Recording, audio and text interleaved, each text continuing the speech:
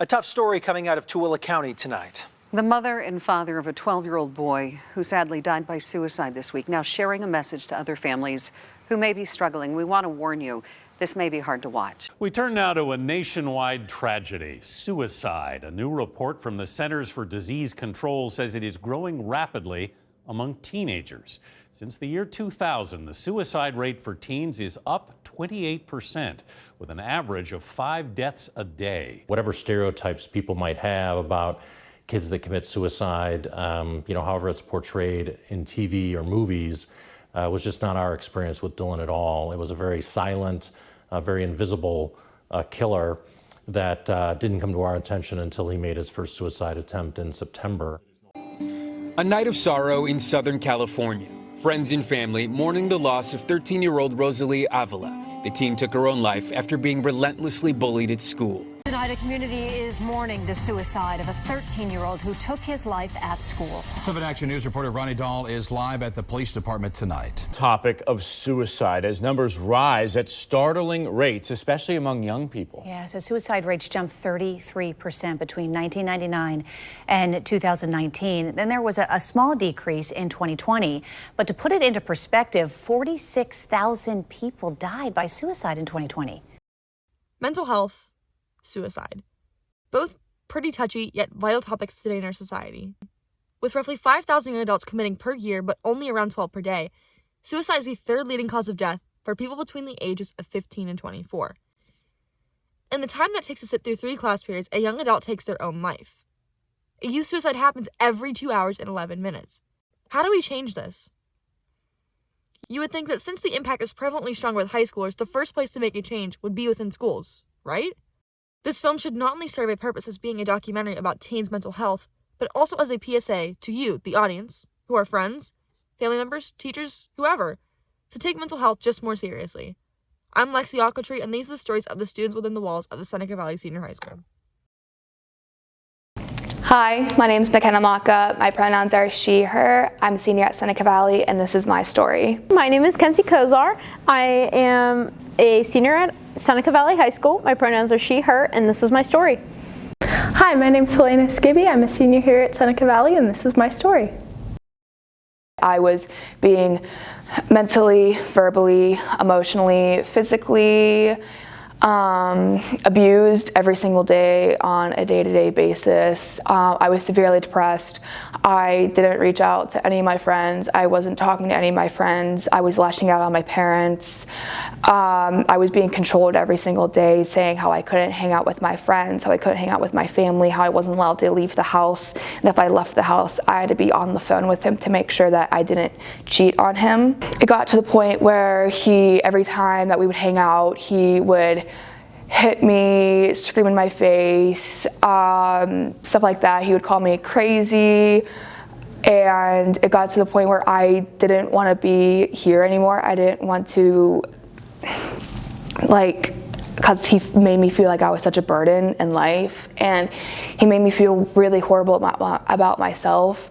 So a couple years back, my mom had an accident. She broke both of her wrists, and the doctors gave her pain meds to help with the pain. And I remember she still had them in her medicine closet. The one night we got into a really bad fight. He accused me of cheating whenever I never cheated on him. And I left my phone in my room.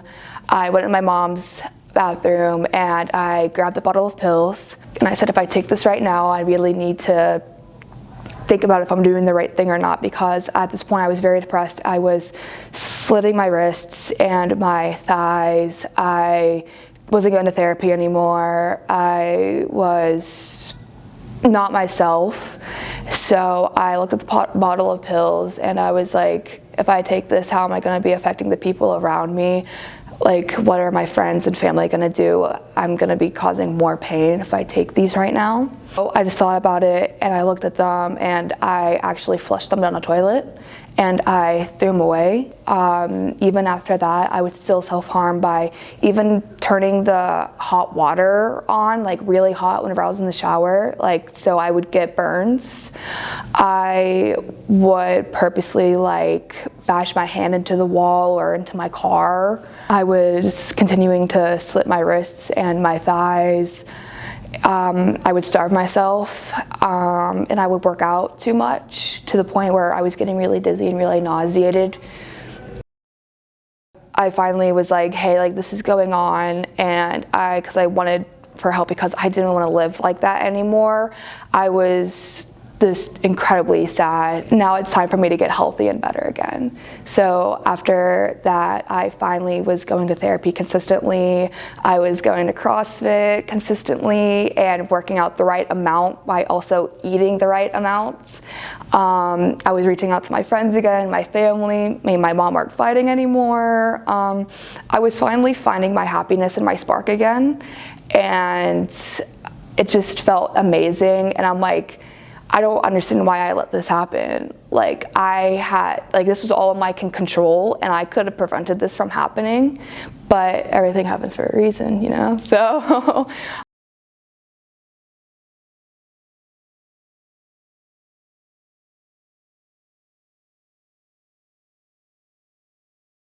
I'm very open about my mental health. Honestly, like, I tell everybody and anyone who asks that of what happened to me.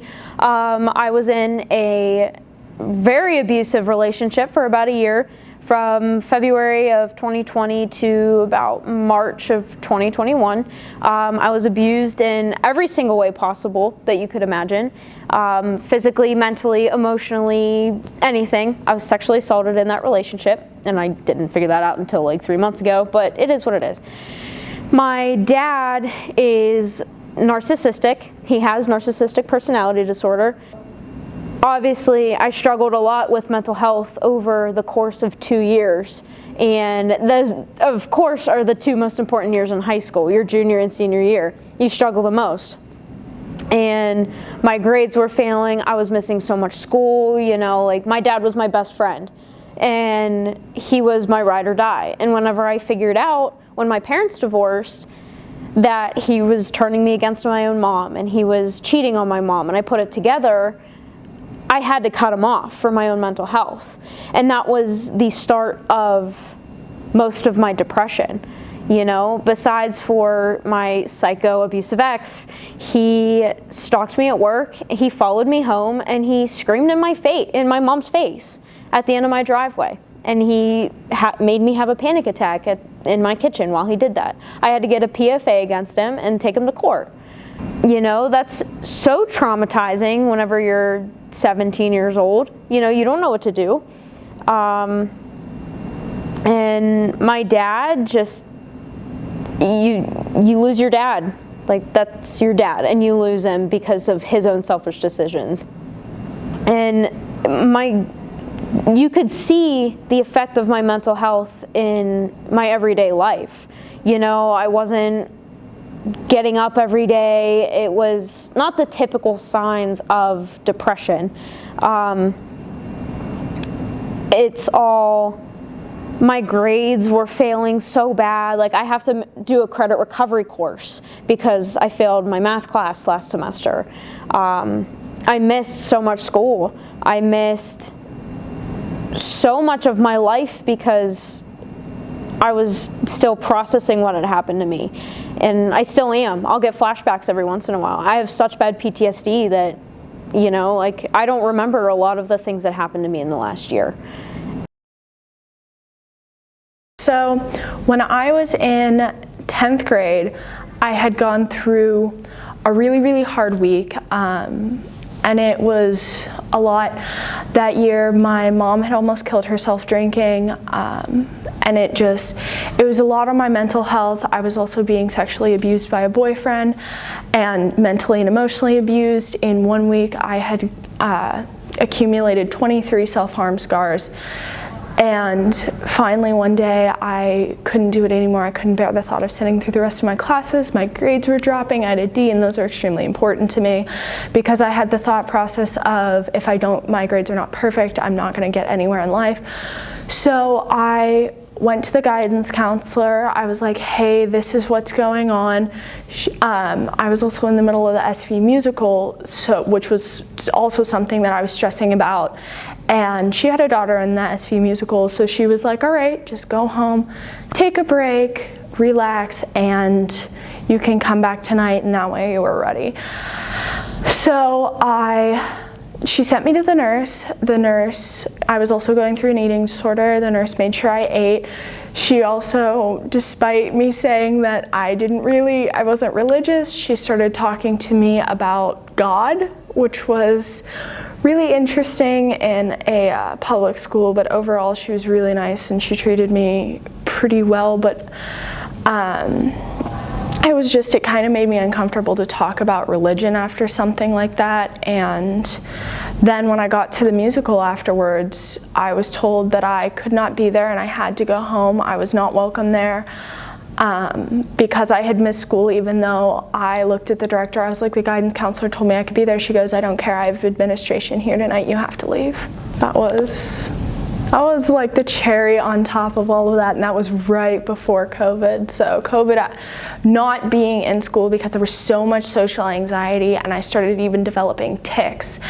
And I had to send letters out to all of my teachers to be like, hey, can I sit out in the hallway if this is happening, because it makes my social anxiety a lot worse. And the one teacher looked at me and straight up, she said, I don't care what you do, it doesn't matter, but you better make up those assignments. They want to say, oh, you can reach out this way, oh, you can reach out that way, but there's very few people that actually care and are actually going to help you with it.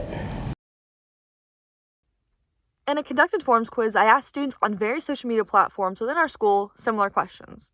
For students who did not want to be on camera and interviewed, here are their answers and responses. With the question of how well do you feel that Seneca Valley handles mental health issues or concerns on a scale of 1 to 10, 1 being absolutely horribly and 10 being amazing, the average scores a disappointingly score of 3.71 out of 10. That's a 37.1%, a failing grade, an F. So how well do you think that mental health is addressed in our school? Not very. I feel as though they're not handling it as well as they should be. I mean, I feel like in prior years, definitely it was not addressed well at all. I think that after we had 2 suicides in a matter of a week or so, in 2 weeks actually, I think, they didn't really do anything to stop it. There are thousands of kids that struggle with mental health within the Seneca Valley School District, and I feel like they just brush it under the carpet like it's nothing because it's something that they don't struggle with and they don't understand. I feel like the older generation doesn't take mental health as seriously as it should be taken. I feel like they think it's an excuse for students to not excel in school, after school activities, etc. This year they addressed it a little bit better, but I still think progress needs to be made. I feel like it's not really addressed well. Like, some teachers will address it and some teachers will completely ignore it. Some teachers, if you confess to them like stories about your mental health, will be like, oh, I'm sorry you feel that way, but they won't really do anything about it. Some of them like actually try to help you with it. And then some of them make fun of the it's okay to not be okay posters. So it's like 50-50-50. I think they could do a lot more and be a lot more interactive with a lot of their kids. Check in every once in a while, make sure everything, like if you see a kid struggling in their classes and in their grades, pull them out. Say, hey, like, are you okay? Genuinely okay. And honestly, contacting your parents is not the best idea sometimes, because sometimes the parents are the problem. I'd like to say negatively, but like, I don't know how much more they could do.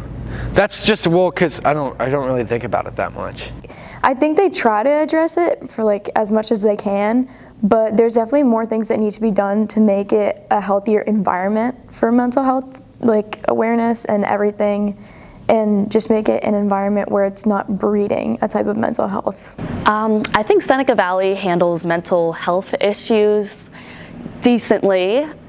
They could definitely do more, but at the same time, it's such a large school. There's not much you can do. They create an environment and an outlet that students can go to. I feel like the students make it a little uncomfortable to use those outlets, but I think that Seneca definitely offers them. For the most part, I'd give it like a 6 out of 10 because they give you something. Not entirely sure about what they do whenever you go. I haven't done that personally. Could be better, could be worse. The school is definitely trying a lot harder to take care of mental health. You know, we're in the mindful room, as we can see. I feel like they're definitely trying to reach out to more students and make sure that everyone's okay. But in the end, I feel like it's not enough. I know there's still a lot of people that don't even know about this mindful room. I know it's not open yet, but there's still a lot of people who don't know about it. And whatever is going on in the IHS, they closed their mindful room. I remember just a few weeks ago, I had to report my friend because I did not feel comfortable with what she was saying. And I went there and I spoke to my counselor, and I just felt like they weren't taking things seriously. Like, I was genuinely scared that she was going to do something. And it just seemed like they're like, okay, we'll check in with her and just make sure everything's okay. And I'm like, okay, cool. But like, I think they only checked in with her once, and that was that. With the question of how many mental health outlets in the school are you aware of, the average answer was 1. Just the counselors. Or it was just the posters in the bathroom or posters in the hallway. Again, practically another failing grade. I'm currently aware of is Spriggia one, but the I am okay to not be okay, I guess you can go to the guidance counselors, but that's about it. 1, and that's the guidance counselors. 1.5. Sometimes the teachers will help, but mostly your friends will help, but I don't really know of anything else here at the school. Like 1 or 2 maybe. They gave us that card the other day that had the National Suicide Hotline barcode thing on it. And then, I mean, they said we could talk to the counselors or whatever during stuff. So I think that's about all I'm aware of. Quite a few. They have posters like in the halls, on the bathroom stalls. I don't remember what day, somebody has been coming into my 3rd period lately, and like she gave like a card of like resources. I thought that was very creative and useful. Somebody could use that and not be embarrassed. I feel like they have a lot, like the meditation room they're working on and the guidance counselors. I feel like they've gotten better, and they definitely have resources. Once again, the mindful room, but that's not even open yet. I don't even really know. I know there's like the ACT, but that's just, I don't even think that's not even a program. That's just like, oh, hey, you should do this for someone. And I know you can message your guidance counselor, and there's Dr. Rocky, but I think like you need an appointment for that. So I know, like, I don't even know if Spriggia is still a thing. I don't think anyone takes Spriggia seriously. So I leave you with the question of, how do we fix these answers? How do we fix these failing grades into becoming A's? Not just A's, but somewhere close to the B range. Maybe even a C range would be just considerably better. But how do we aim for that A range? I think that they could really like monitor how much pressures that teachers are putting on students.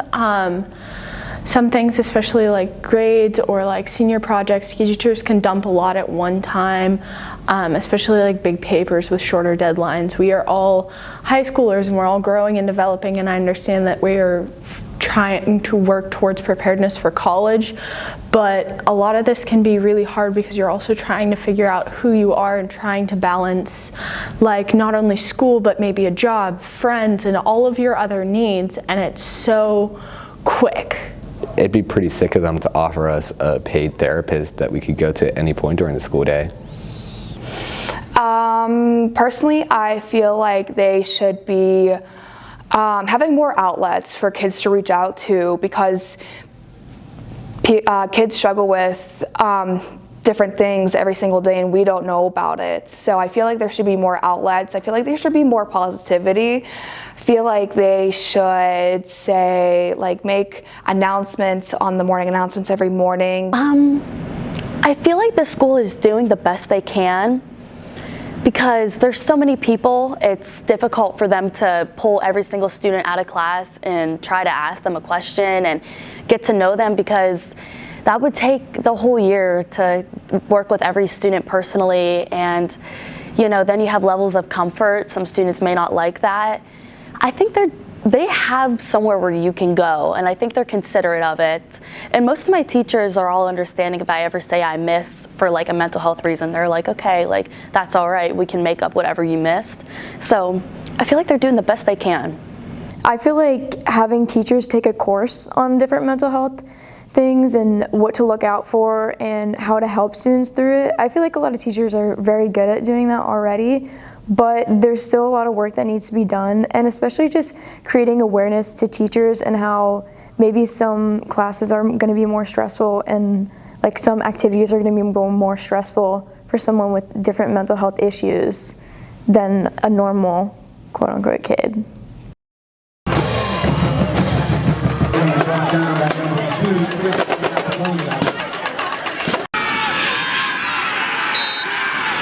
Hi, I'm Jake Manson. I am a sophomore here at Seneca Valley, and I am a member of both the football team and the basketball team. I think athletes are often put in pressured situations to where that may increase anxiety, and of course, as we know, anxiety can affect mental health. So I think athletes' mental health is trending in the right direction. I think it's something that is starting to get more noticed and more looked at, which I think is very important because all athletes, everyone, not just athletes, but I think it can be especially in athletes because, you know, you're put in a lot of, as I said, higher pressured situations. So I think it's starting to get more noticed, which is really good. Hi, my name is Ruthie Hughes, and I'm a senior here at Seneca Valley, and this is my story. You are an athlete, so do you have any, does that help you with your mental health, or is there anything your mental health impacts the way you perform? I talked to Jake Manson about how he has anxiety on the field, with pressure and stuff. Do you feel the same way with that? I kind of feel the same way, but it used to be so much worse a few years ago until I kind of switched my mindset and said, well, if I have this pressure on me, it's not a burden, it's kind of a privilege that people expect such good things from me. So I should take that and be excited that people expect good things from me and use it on the track, on the course for cross country, and just kind of turning that anxiety into excitement and kind of using it to propel me forward and kind of get ready, and it just keeps you amped up, you know. Whenever I was in 5th grade, I was diagnosed with anxiety disorder, and a couple years back I was diagnosed with depression.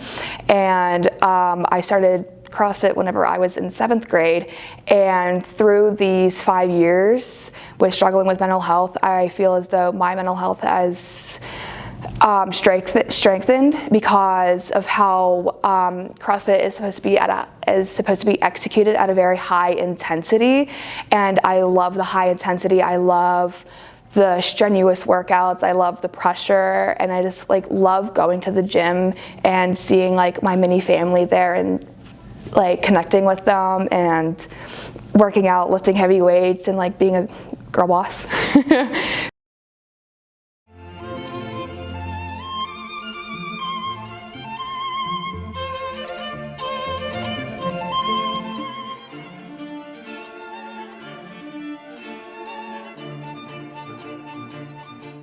Hi, my name is Aaron Sedlak, and I'm a senior at Seneca Valley. Music is my therapy. Play an instrument, so sometimes I go to that. Just listening to music in general helps. How well do you feel that men's mental health is addressed in the world? In the world, it's getting a lot better.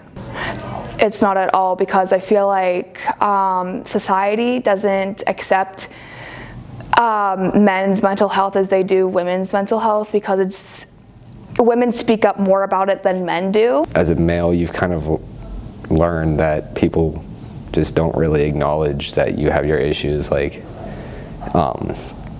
just is what it is. It's hard to talk to people because a lot of people just don't seem to care. They kind of expect you to just toughen it up. But I feel like guys don't think it's okay to say something because they think society's gonna treat them differently if they say how they feel, and the society's gonna look at them differently. I feel like men's mental health isn't addressed well enough. I feel like, typically men are seen as more stronger and less emotional people, so that could be why it's I guess less touched on. But I think men's mental health is just as important as women's mental health.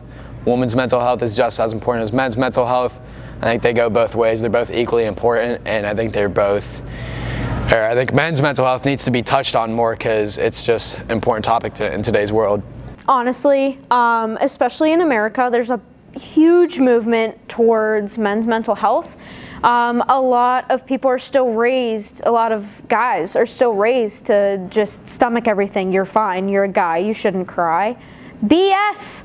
Like you need, just like a girl should, like you need somewhere to vent. You need somewhere to go. If you feel the need to go to therapy, go to therapy. Therapy helps. Not for everybody, I get that, but for the most part, it at least gives you the tools to help something. And especially for men, that's huge.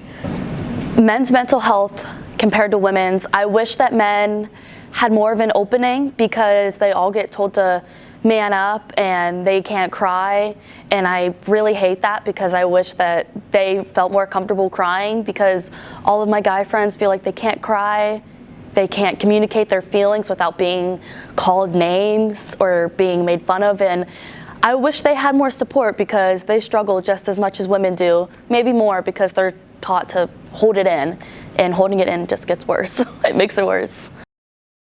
My name is Juliana Brock. I'm a senior at Seneca Valley, and this is me.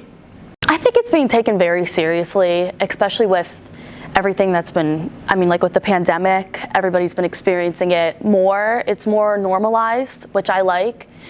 I think it's being taken very seriously, especially if you talk to like a therapist or something and you let them know like how you really feel. They definitely care about you.